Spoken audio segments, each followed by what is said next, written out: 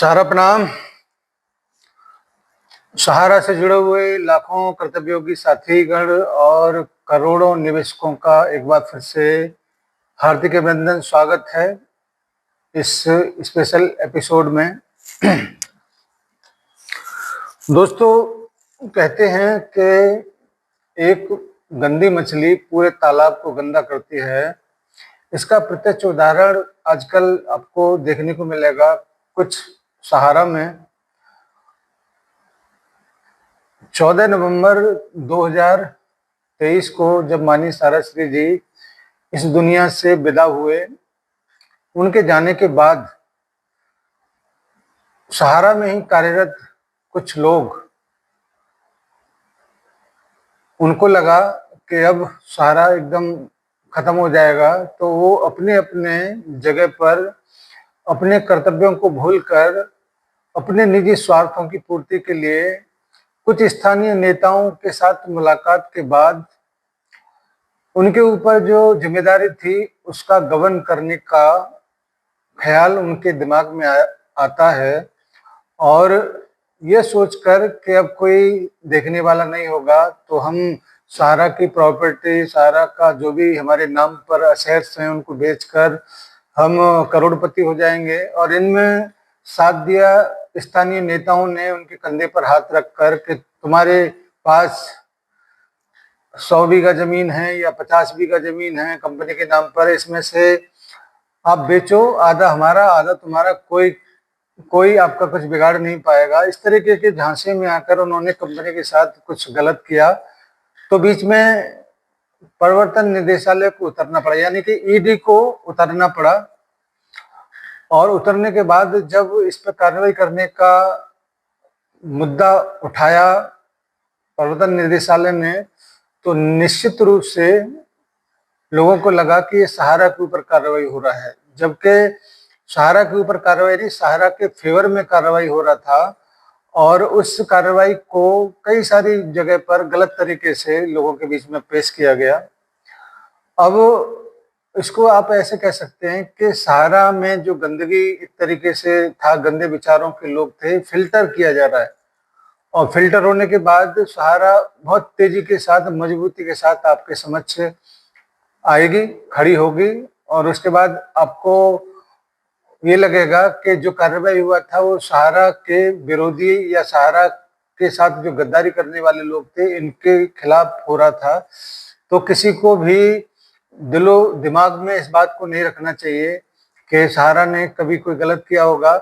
अगर ऐसी ही कोई बात थी तो उसको सुप्रीम कोर्ट के बीच में बहुत बरसों पहले इसको साबित किया जा सकता था, लेकिन ऐसा न हो सका, क्योंकि आपने सुना होगा, देखा होगा कि पहले कुछ जमीनें स्थानीय कार्यकर्ताओं के नाम से लिया गया था कुछ तकनीकी कारणों की वजह से, और वो जमीनें ट्रांसफर नहीं हो पाई सहारा के नाम पर।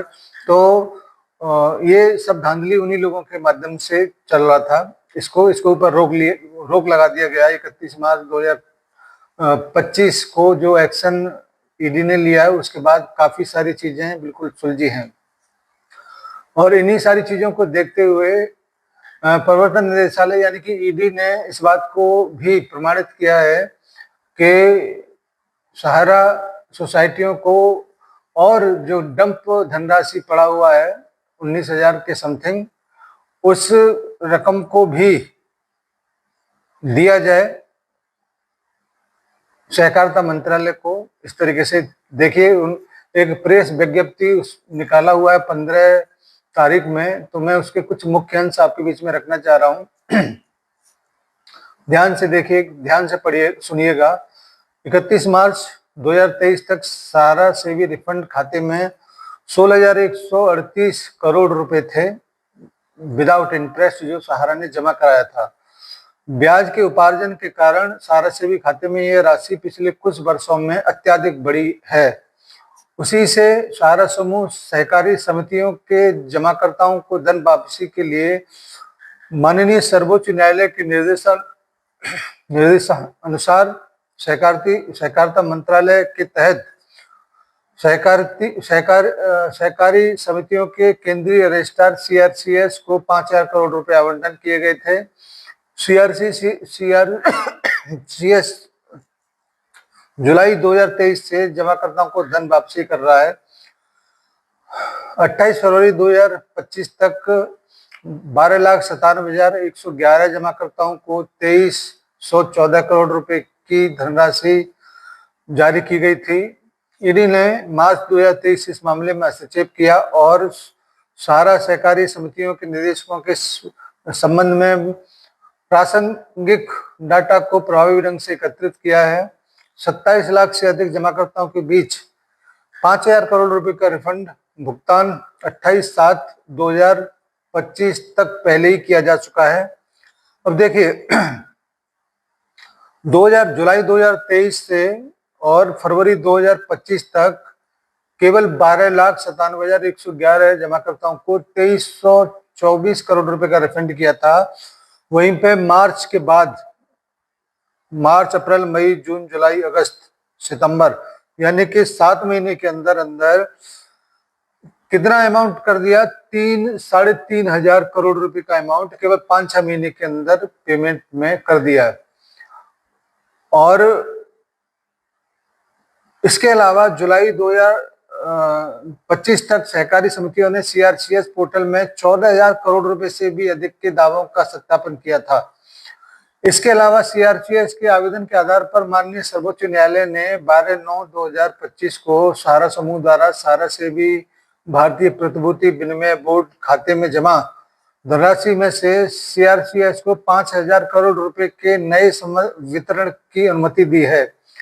इस राशि का उपयोग सहारा समूह सहकारी समितियों के जमाकर्ताओं का बकाया चुकाने के लिए भी किया जाएगा। ईडी के जांच निष्कर्षों ने अधिक धनराशि जारी करने के लिए माननीय सर्वोच्च न्यायालय के समक्ष सीआरसीएस के दावे का समर्थन किया है।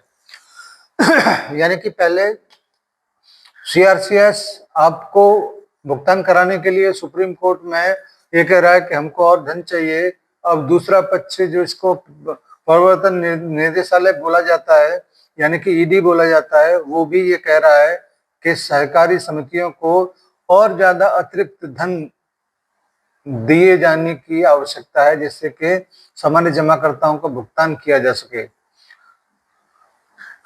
साथियों, 15/9/2025 को जो एक प्रेस विज्ञप्ति जारी किया गया है उसमें कई सारी चीजें हैं जो बिल्कुल परफेक्ट हैं, लेकिन कई सारी चीजों पर थोड़ा सा संशय है। इसीलिए उन्होंने कार्रवाई किया है। किसके खिलाफ किया है उसकी रिपोर्ट सुप्रीम कोर्ट में सौंपा जाएगा।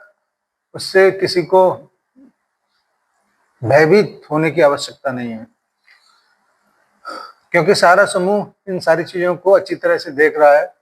और मैं तो कहता हूं कि पूरा का पूरा सहारा का एक एक व्यक्ति का सत्यापन हो जाए, फिल्टर हो जाए, कहीं से कोई दाग लगने वाला कोई कहानी ना हो, तो शायद किसी को भी 1% उसमें दिक्कत नहीं होगी। क्योंकि जो गलत करने वाला है उसको डरना चाहिए, जो गलत नहीं कर रहा है, जो सही है, उसको डरने की आवश्यकता नहीं है।